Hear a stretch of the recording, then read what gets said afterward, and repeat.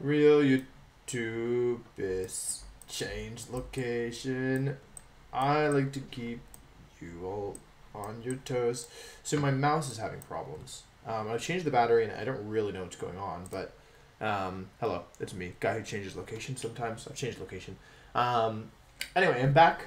Like I said, my mouse is having problems, which isn't a huge deal most of the time, but it makes the intros kind of difficult, is the truth. Because basically, like, imagine, like, I want to go from A to, like, B, and I'm trying to draw a line, like, it will just randomly cut out, and it makes it really, jumpy.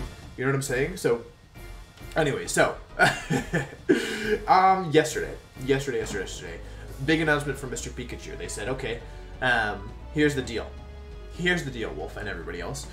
We're going to ban some Pokemon. We're actually going to do what every casual's been begging for, although I don't think they'll like the results personally, but that's another topic. But yeah, we're going to ban the popular Pokemon. Because now that we banned the popular Pokemon, there won't be more popular Pokemon, and we might not end up with even a more centralized metagame. That's crazy, because we banned the strong ones, so now everyone will be forced to use different Pokemon. But that's kind of a tangential thing to what I actually want to talk about, which is over 10 Pokemon were banned. The top 10 VGC Pokemon and a couple collateral as well, such as Hippowdon. Apparently Dusclops was number 11 in, or Porygon 2 was number, like, 11 in, or 16, like, in doubles usage, but it was banned because of singles, is what I heard. I heard it was really strong in singles, so Porygon 2 might have just been accidentally cut from VGC. But yeah, basically a bunch of powerful Pokemon were removed, the top 10 most used in VGC, and then a couple other random ones as well, all removed for the next season of Pokemon. So kind of what I wanted to talk about was, how does removing these Pokemon affect the rest of the game, right? What are these Pokemon preventing? What are they blocking against? Yeah. And so how is it going to shake things up? So today we're talking about every banned Pokemon and how they affect. So first of all, let's talk about Venusaur. One of the strongest Pokemon. Venusaur was really, really strong throughout the format since its induction. We have already seen this format that Sleep is really, really powerful. As two things that are extremely viable, like, that are extremely important in this format are speed, like who's moving first. That's got to be one of the biggest things of the format, and then also sleep. Those are kind of not the only two takeaways, but two of the bigger ones in my opinion from the format so far. The reason why they're important, I think, is because Dynamax and Gigantamax are such a big part of the format, and the ability to, number one, attack before your opponent. I'm going to center this a little. I'm sitting differently than I anticipated. It's a little better, right? But yeah, basically the ability to attack before your opponent means you have a chance to, boost your stats before they boost theirs, especially with defensive stats, or potentially overwrite terrain before they put you to sleep, or something like that. Basically, moving first in general is good, and I feel like that's kind of exacerbated in this format. Trick Room has been a huge, huge theme of this year. Tailwind saw really like a lot of play early on, and Venusaur is a Pokemon that it has kind of built-in speed control thanks to its ability Chlorophyll, which doubles its speed in the sun. So it has a lot of different things going for it. It can be very offensive and aggressive. Life Orb, Frenzy Plant, or G-Max Vine Lash is very strong. G-Max Vine Lash in general is a phenomenal move. We've already seen Charizard win regionals, Colossal won an online tournament. The G-Max forms of them, of course, which allow them to get this really strong passive damage on every type except for one. That's a really, the damage that does is significant. Like, it's 1/6 on both Pokemon for 4 turns. It's a ton of damage. It's a total of, at most, 133% on a total team at a 400% HP. So, it does a lot of damage, in other words. So this effect is really strong. In terms of what Venusaur is kind of doing in the metagame, first of all, in addition to being offensive, you can also use it as a support Pokemon. Bulky Venusaur has seen some play. It's not the most common set, but it has been seen. Focus Sash Venusaur is also like pretty good, and Sleep Powder is a big thing. People actually run Wide Lens on Venusaur because it ran Sleep Powder. And the ability to put like a Pokemon to sleep is very, very dangerous if you don't have Lumberry or Chesterberry or Safety Goggles or Terrain. And especially with the two main terrain setters being Grass and Psychic, those are the two that don't protect you from sleep. So, yeah, Venusaur was really, really doing a good job of just, it was like the fastest Pokemon in the format in Sun. The fastest Pokemon you were likely to play against in the format in Sun, apart from like Dragapult after Max Airstream. But in general, it was providing offensive pressure and sleep powder pressure. In terms of the Pokemon it was keeping down, I wouldn't say, like with Venusaur, I wouldn't really talk about anything specifically. Like, obviously, water types suffered a lot. Because it was so good, any Pokemon that was weak to Sun inherently was going to, like, have a bad time, because Venusaur is such a strong addition to Sun and made Sun teams a lot more viable and powerful, but it didn't feel like there was that much. Like, in theory, it should be able to, like, sleep powder Dragapult, and it was good against Tyranitar, of course. But in general, it was kind of like a nice Pokemon that could hit across the board. It also would often run like a common move, so it would be something like this if you wanted. With a Life Orb. So this is like kind of like a common moveset that people used to run before the ban. Protect could be on here. Assault Vest and Weather Ball could be on here as well. Like, you have options for sure. But yeah, like basically this is like one offensive set. People ran Sash, like I mentioned. People ran Wide Lens. Although right now it kind of felt like Life Orb was strong. But yeah, it was just a strong, like a super strong Pokemon that if you weren't careful could definitely you could definitely lose against. Yeah. Next up we have Gyrotos. I think this is a singles ban, so I don't want to talk too much about it. Gyrotos, like, it was okay. Like, it wasn't bad at all. It would normally bounce, Waterfall. If you were running Assault Vest, you could do something like this. If you weren't running Assault Vest, you could run Dragon Dance. Of course, you can always run support moves like Taunt or Thunder Wave, or Protect as well. Like, but this is kind of like a standard set with Moxie. You can also use this to support Pokemon with Intimidate. I don't feel like I have that much to say about Gyrotos. Like, if we look at Pikalytics, some things that like it did okay versus were like Rillaboom, Cinderace. It was okay against, like, at least Cinderace can't do much other than Max Airstream. It was okay versus Amoonguss, but they all run Cobra Berry, so it wasn't actually that good. Like, yeah, Wenyasaur, Urshifu, Excadrill. Like, it was like a solid Pokemon against physical attackers because of Intimidate and anything weak to water or flying. And people didn't always even run Intimidate, so it's kind of just like things that it's weak against. It does well against. I think this is certainly a singles ban. There's no way otherwise. Now, we lose Porygon 2 here, which is very interesting. Porygon 2 would run Eviolite and normally download. It's typically considered to be the better ability with a moveset of Trick Room, Recover, Ice Beam, and Tri Attack. This is kind of like the standard spread of what standard set of what you see. This is a bulky Trick Room setter. Basically, Porygon 2 was run as a Dusclops replacement. On most teams, it was like the bulky Trick Room setter. It has advantages and disadvantages compared to Dusclops. One advantage is that its recovery is more consistent and it doesn't require you to hit an opponent. Dusclops runs Pain Split pretty often as its recovery move of choice if it's running a recovery move. However, that's inconsistent and can be abused by your opponent and isn't always like, yeah, like you can't like always get as high as you'd like in terms of your health because, yeah, like it's dependent on your opponent's current HP stats. So although it's definitely a good move. It's less consistent. Porygon 2 also can do like more than 50 damage a turn. Dusclops is locked into 50 damage with Nightshade. Is normally the only offensive move that can do damage. Porygon 2 actually intends to attack with Tri-Attack, Ice Beam. Sometimes people run Thunderbolt.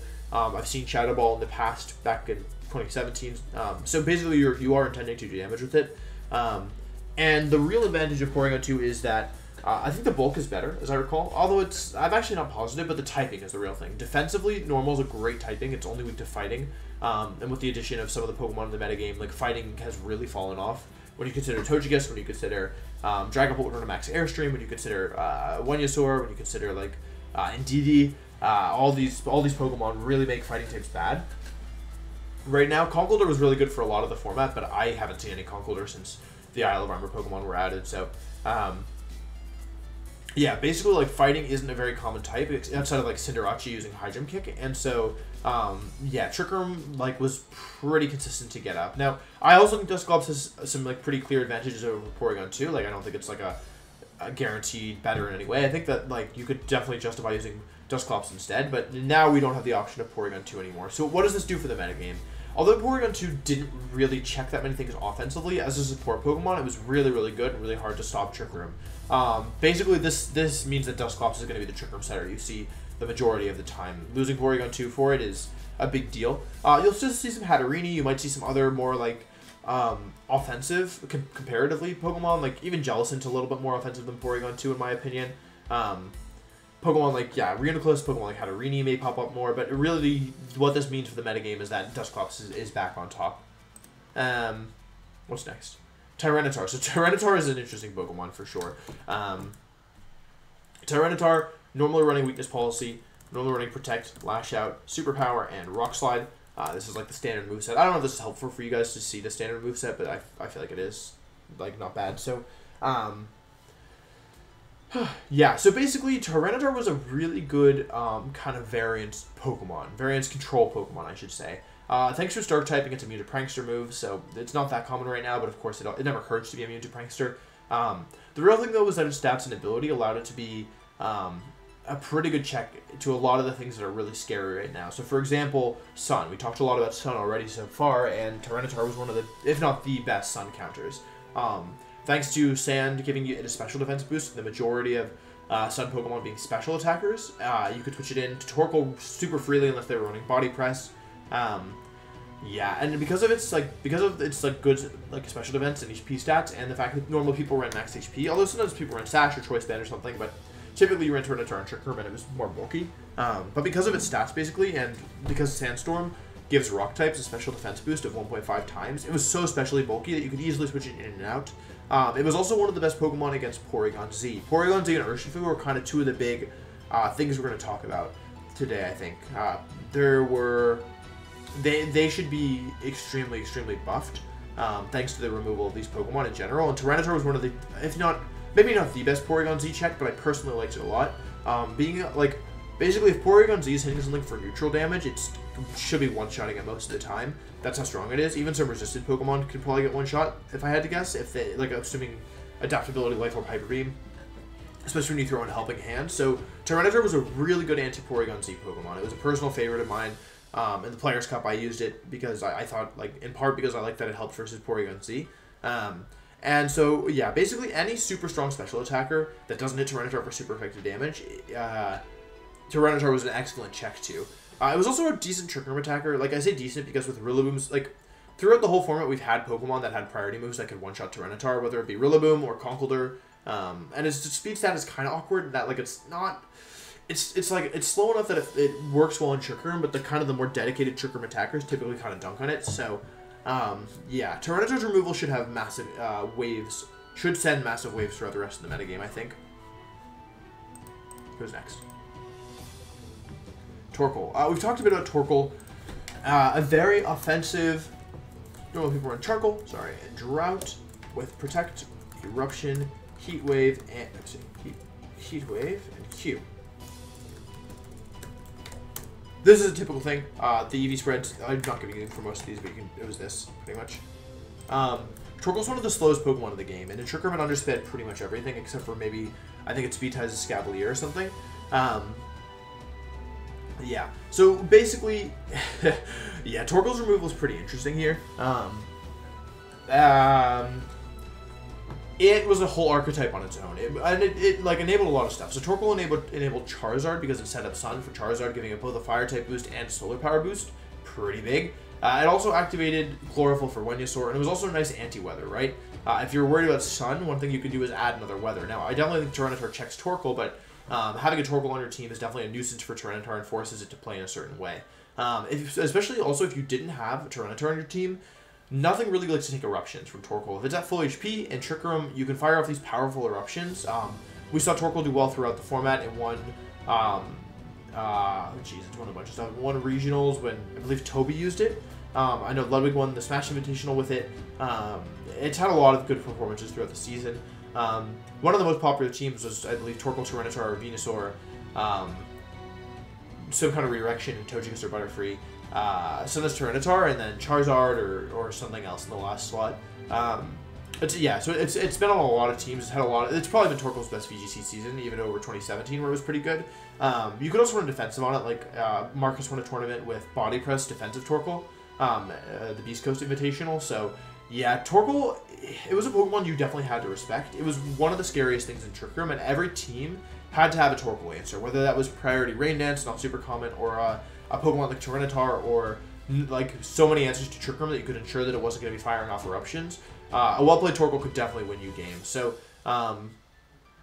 yeah, I think that Torkle's removal frees up people a bit in team building, and it also really enables, with both Torkle and Tyranitar removed, and Venusaur as well, Rain is looking incredibly strong. I might do another video on the Pokemon that are buffed a lot now that these Pokemon are removed. So if you want to see that, let me know. But yeah, Pokemon like Politoed and Kingdra are extremely, extremely buffed because of the removal of their primary weather counters. Let's see. Hippowdon. I don't really want to talk about Hippowdon, truthfully. It wasn't a VGC drop. It didn't see any play in VGC. I don't think we need to talk about it personally. Magnezone's another one where it's a cool Pokemon. It definitely had some usage. It definitely was not a bad Pokemon. You can see the stats are not bad. The 4 times weakness to ground is bad. The weakness to fire is bad. The weakness to fighting is okay. The The steel typing is pretty nice. We definitely like steel typing. I also really like electric typing right now. Yeah. But this was a singles drop. It didn't see a ton of play in doubles. It's very slow, so you need to build around it. It isn't bad at all. I brought Magnezone to tournament before. It's won 2 tournaments in 2017, being Oceania Internationals by Zoe, and then the Onog Invitational by Vieira. Yeah, won both of those tournaments, as I recall, unless I'm crazy. Did one of them not have Magnezone? No, I'm pretty sure they both had Magnezone. Because there was a change between Zoe's team and Vieira's team, but I don't remember what it was. Anyway, I don't think it was Magnezone. Anyway, yeah, Magnezone, I don't really have much to say about it. It's, yeah, like, it was a singles drop. Togekiss. This thing has probably been best Pokemon in format, in my opinion. You could argue for Togekiss, you could argue for Dusclops, and now you could argue for maybe Venusaur, maybe Rillaboom, maybe Torkle, maybe Tyranitar, but personally, I think Togekiss is up there. It's a very versatile Pokemon. You can run a support set, you can run an offensive set, and it's one of the few Pokemon that you can run both. I personally liked running a set that could Dynamax, but didn't have to. Almost always going to be carrying Follow Me, almost always going to be carrying Dazzle Gleam, Air Slash, Protect, Heat Wave, Yawn, Helping Hand, the Ally Switch is something that was used. It's got a lot of great support moves. Follow Me is an amazing attack. It's such a good support tactic in games, and it will win you games on its own. And it's very difficult to stop, especially in a format where we have so many Pokemon that can set up thanks to Dynamax, right? And so it was paired with Dragapult very often, paired with Excadrill very often. Pokemon that could boost their attack via Dragon Dance or Swords Dance, or maybe just to put on offensive pressure or protect from poor bulk. It could also be used to upset Trick Room, and it also could be used offensively on its own. Super Luck plus Scope Lens was a pretty common set, where basically what you would do is you just Dynamax your Togekiss with this combination of items plus ability. Yeah, like you had a 50% crit rate. So if you attacked half the time, it would crit on average, which is really strong. Meaning you could and crits, don't forget, ignore Light Screen and ignore Snarl. It's a really strong ability. So. I also want to quickly touch on the fact that with Venusaur and Tyranitar and Torkle all removed, I think Lapras gets a lot stronger as well. That's something that just came to my mind. But yeah, basically, Togekiss is something that it's been dominating the format. It's not something that's gonna be a sweeper most of the time unless you Dynamax it, and then it can be a sweeper. People also are in weakness policy with it, which is scary. Yeah, it's not going to be, winning games on its own, but it's definitely going to be enabling people to win games. It was the best support Pokemon, in my opinion, so far. Maybe Dusclops you have a case for as well, but, yeah, easily one of the best support Pokemon, and its removal has big waves. There's a lot of Pokemon that Togekiss just kind of straight up invalidates. For example, Urshifu. Urshifu is a Pokemon that really can't do anything with Togekiss around, because although it can crit, Togekiss one-shots the Dark for me, it probably one-shots the Water for me as well. But the more important thing is that you can redirect the attack. So it doesn't matter if you have Tyranitar next to Togekiss, you're not going to be able to hit it with a fighting move as long as Togekiss is around. And it doesn't matter if you can hit through Protect if, your best option is Iron Head, which isn't especially strong. So, yeah, there was a lot of Pokemon that Togekiss kind of just, both enabled and prevented, in my opinion. Pokemon like Dragapult would be a lot less threatening if there wasn't a thing as redirection. But pairing Togekiss with a Pokemon like Dragapult, which isn't a great example because it's being removed, but yeah, it enabled it a lot. So I think that what Togekiss's removal does is it makes the strong offensive Pokemon a bit weaker, in my opinion, especially these frailer ones. One thing that we've seen a lot of in 2020 is the trend of Pokemon that traditionally would be thought of as pretty frail, and although they could be good sweepers, we normally classify them as hyper offense, meaning kind of all or nothing. These Pokemon have seen a lot of play because thanks to Dynamax, they don't have to worry about their low defensive stats because you can make it very bulky thanks to the mechanic. And so when you pair that with Togekiss, these Pokemon that would in a traditional format without Dynamax be pretty frail actually become extremely difficult to remove. And because they already have such high offensive prowess, it basically it basically changes the entire dynamic. And so by removing the premier redirector of the format, and we do still have other redirectors. We have Clefairy, we have Amoonguss, we have Tangrowth. But, by removing the best redirector, these offensive Pokemon get a lot weaker, in my opinion, because it's a lot easier to splash a Togekiss on a team than an Amoonguss, in my opinion. Maybe Amoonguss isn't a great example because Amoonguss is still very strong, but Rage Predator is also worse than Follow Me, so that's a whole different topic. But anyway, yeah, I think that's one thing it does. I think the other thing is that certain Pokemon who couldn't stand up to Togekiss, whether they were weak to Fairy or Flying, mostly Fairy, or they couldn't get past the redirection. For example, Togekiss was keeping Rillaboom in check a bit because you couldn't really do anything to Togekiss while Rillaboom was, you couldn't really do anything with Rillaboom as long as Togekiss was around. So, yeah, that's a pretty big. I think Togekiss is going to have one of the hugest echoes in the format. Excadrill's removed. So Excadrill's a Pokemon that was doing really well off format. I feel like it fell off a little bit towards the end here with the addition of Isle of Armor, but it might just be like new toy syndrome, which is, you know, they add new Pokemon, so people want to use the new Pokemon, and sometimes old Pokemon get a little forgotten. Very scary Pokemon. Traditionally was running Mold Breaker, but as Rotom Wash kind of disappeared, Sandrush is more common. Typically we run Focus Sash or Weakness Policy or something else. Protect Swords Dance, High Horsepower, Iron Head. This is the typical set. Or Earthquake, but it was Earthquake before Rillaboom and High Horsepower, now with Rillaboom around. Just standard EVs, normally Jolly. I personally like Shuka Excadrill. This thing was really strong on format. It was another Pokemon that Togekiss really enabled. One of the strengths of it is that it can raise its stats with it can raise its stats with its stab max moves. It can raise its bulk with its stab max moves, especially, meaning it can be like very difficult to remove.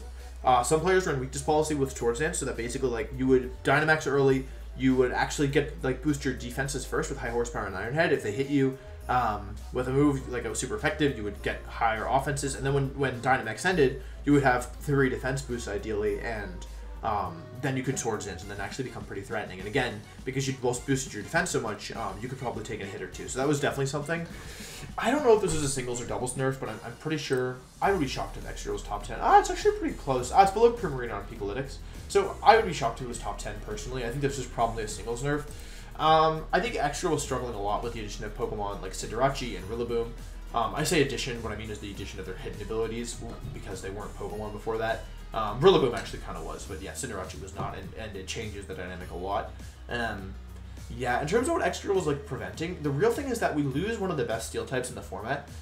Steel is a type that like is kind of awkward in the format, in my opinion. Like, it's such a phenomenal type, and the max move boost is also really good, but the thing is that like there aren't that many Steel types that I personally, and I'm just speaking personally now, but personally I don't like that many Steel types.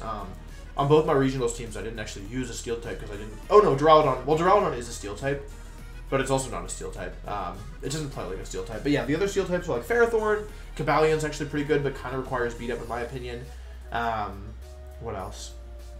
Ferrothorn, Cabalion, Durant might see a resurgence now with Excadrill dropping. What else? I already said Ferrothorn. Aegislash isn't really a real Pokemon right now. Like, it had some usage, but it was as like a Focus Sash set. Duraludon isn't really a Steel type unless you run an Assault Vest on it. So yeah, basically Excadrill, anything like you basically remove the best Steel type in the format. Well, actually, you remove the best Steel type in the format, but it's Cinderace.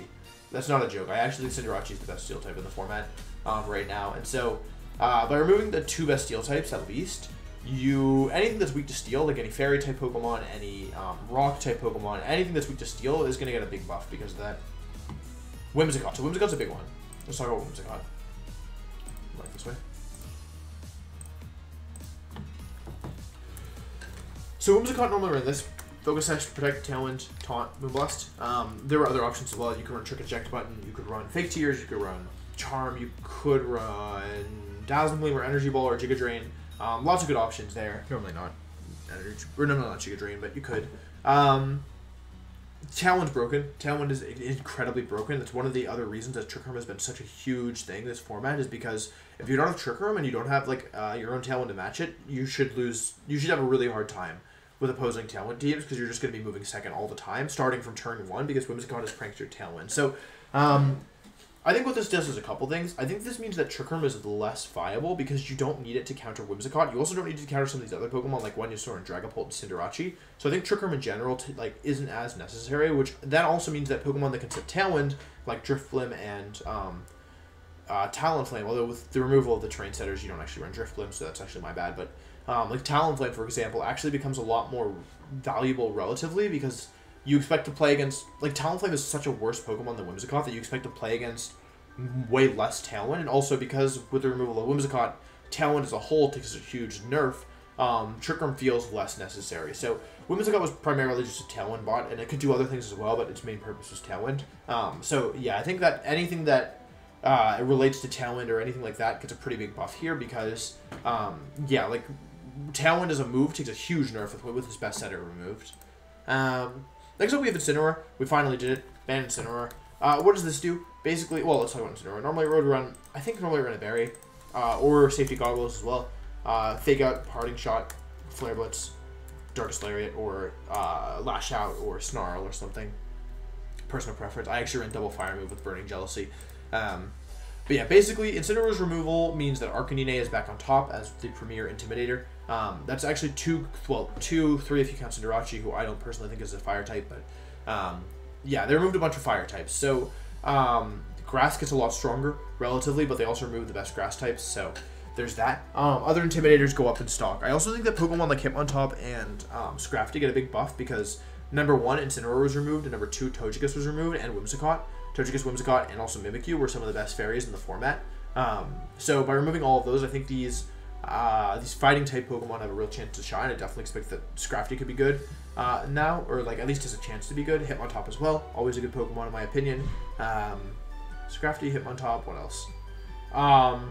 Less intimidating in general. Like, I don't know if people will just now all use Arcanine or if they'll use other things, but less intimidating in general means that physical attackers get a pretty big buff. If Cinderace were still around, obviously that'd be huge for it. It's not around, it gets nerfed though, but yeah.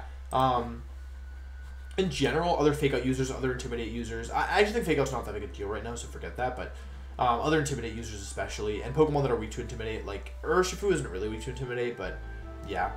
Arcanine should shoot out. Gyrotos maybe gets better. Oh wait, Gyrotos is banned. Oh, that's sad. Yeah, you can see that there's a lot of special attackers. Dragovich is obviously insanely buffed right now. We're going to talk about that when we talk about the speed tiers, but yeah. Next up we lose Mimikyu, which is a shame in my opinion. I'm not thrilled to lose Mimikyu, personally. The thing is that like Mimikyu was probably a singles hit. It was a solid Pokemon. I think it didn't really see much play in the current format. It did get second at regionals a couple like formats ago, or like a couple series ago. Normally would run Play Rough, Phantom Force, often ran Shadow Sneak to pair with Dragapult. Did it get Poltergeist? It didn't even get Poltergeist, interesting. I'm really surprised by that actually, it seems on brand. Swords Dance, Trick Room, Taunt, all good moves. It had a bunch of good support moves. It was just a cool support Pokemon that could also be offensive. With Swords Dance, hang on, I gotta sneeze. No, I don't have to sneeze. With Swords Dance, you could become offensive. With Trick Room, you could be supportive. With Taunt, you could be supportive. You could have priority with Shadow Sneak. Lots of good things going for Mimikyu. I was in a nice speed tier at 96 as well. His removal also really hurts. Like, they've removed some of the best fairy types, which means anything weak to fairy, namely Urshifu, is buffed. Also, I was talking about Porygon Z earlier. Ghost types are one of the best answers to Porygon Z, especially if your Ghost type isn't weak to Dark. They often run Dark Pulse, so this is unfortunate. Not that Mimikyu is a great Porygon Z counter, but one of the nice things is you can taunt the partner without too much fear. And if you're really crazy, you can run Ally Switch and just try and block the Hyper Beams that way. But right now you can't do that because we don't even have Mimikyu anymore.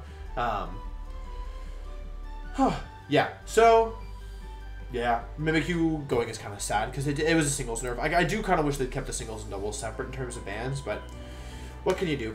We have a couple left. Mimikyu, we have 4 left. So Rillaboom had a case to be the most popular Pokemon in the format. I heard Incineroar was back on top right before it got cut.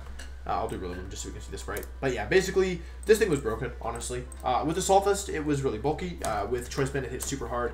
Fake Out, Grassy Glide, Knock Off, and one more. Superpower, Woodhammer, U-Turn, etc.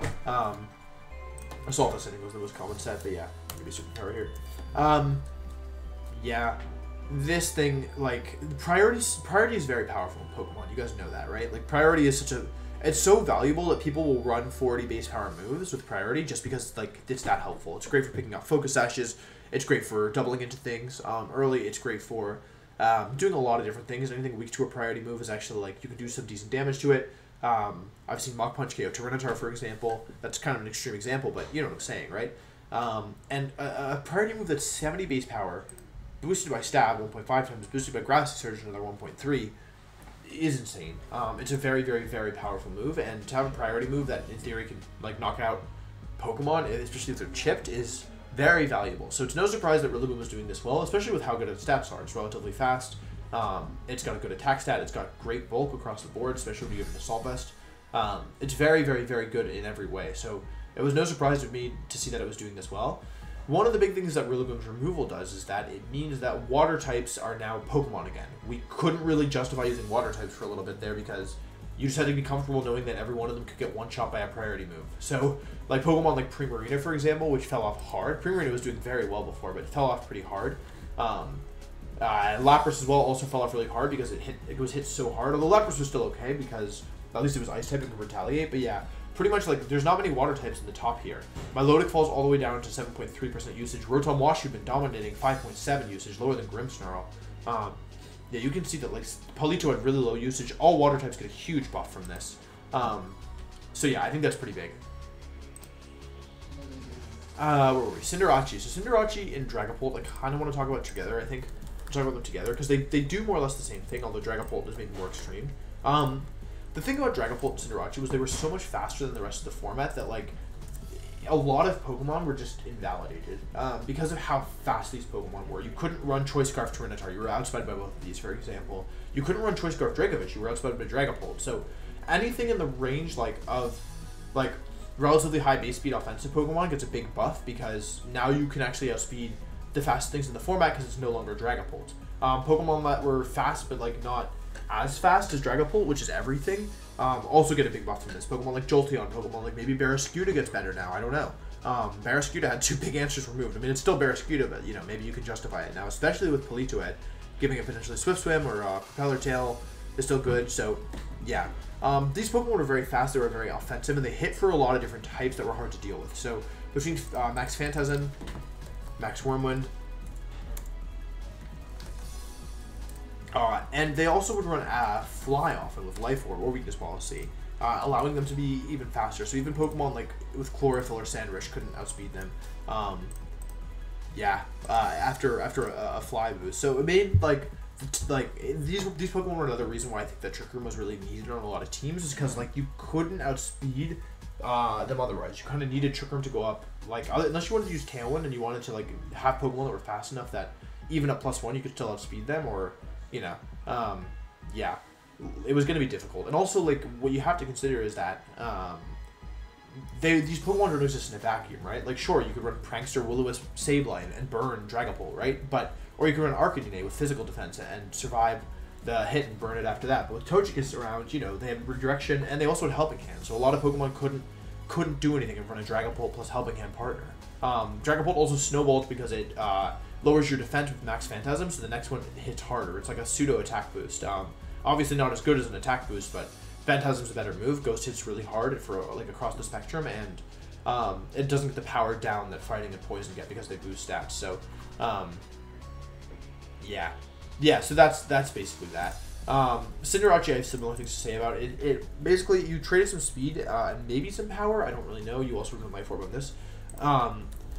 They filled really similar roles. You normally run Iron Head, Sucker Punch, Bounce, and then either Hydro Kick or Pyro Ball, depending. But basically, because of the ability to change your type, you could just hit so many things with stab damage, and you were also like pretty hard to nail down. Additionally, Max Steel Spike raising your defense made you bulky, and changing to a Steel type is also a really good defensive type. So Cinderace often can make the most of its max turns, and it was so fast, and with Bounce it could outspeed things really easily as well. And thanks to Libero, you were getting even more power in your move. So difficult to remove, fast, and also offensive, despite its kind of poor base stats, but the ability just changes things so much. A Pokemon that was really mediocre before becomes actually a real threat. So yeah, the removal of these two I think is huge. I think that there's a lot of Pokemon that these two were keeping down, like Urshifu, like Porygon Z, in different ways, defensively and offensively. Yeah, I think that they become extremely potent, or that a lot of Pokemon become a lot more powerful and have more potential now that these two have been removed. So, yeah, the removal of these two and Togekiss and Rillaboom are some of the biggest ones, I think. That they should have enormous impact through the metagame. And lastly, we're going to talk about Indeedee, both forms of Indeedee. This is interesting. Indeedee, basically, like, I mentioned this, I think, in yesterday's video as well, but I'm glad Indeedee's gone. Just because if they're going to remove Rillaboom, it would have been really bad to have only Indeedee. Typically a Psychic Surge expanding first user. This really nerfs Hatterene. Anything that wants to have Follow Me plus Psychic Surge support in the same Pokemon bundled together. Hatterene can still use Amoonguss, it can still use Clefairy if it wants, but the ability to set Psychic Terrain was really good with the addition of Expanding Force. I'm going to focus mainly on Indeedee Female here because that was the main one. Expanding Force, Follow Me, Protect, Helping Hand. Sometimes people were in Mystical Fire, sometimes people were in Safeguard. Bulk's not terrible. With a Focus Sash, you guarantee you live at least one attack, and yeah, like Expanding Force actually allowed DD to have, even a bulky supportive in DD to have offensive pressure, because Expanding Force is just a powerful move. I feel like in DD and Rillaboom are pretty closely linked together, because of Rillaboom you kind of needed, or like because of in DD you kind of wanted Rillaboom on your team, or you needed a lot for Psychic spam. Yeah, also Pokemon like Alakazam get a lot weaker because of this. And anything weak to Psychic, like Fighting types, again, get a lot stronger because you don't have to worry about Expanding Force anymore. Expanding Force is especially dangerous because in Psychic terrain you can't even like make a prediction and like try and dodge it with one of your Pokemon, or like switch your Fighting type into the other slot, or whatever's weak to Psychic, or whatever's especially frail and neutral to Psychic.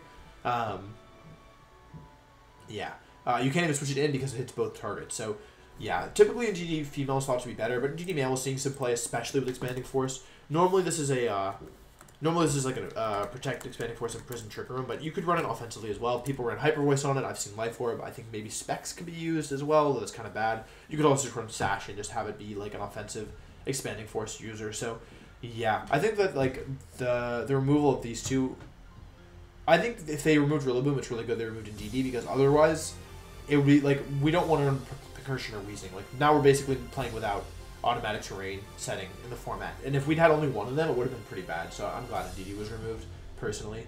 But yeah, that's all the Pokemon that I wanted to talk about today. So that's kind of how things shake out. I think if you want to see kind of a look at maybe Pokemon that get buffed, I can go through kind of the lower usage stats of Pokemon that dodge the ban, and Pokemon that get stronger because of the ban. I totally can do that, so just let me know in the comments down below. But yeah, anyway, I hope you enjoyed watching. Let me know if you like this kind of content, and I'll see you next time. New location, goodbye.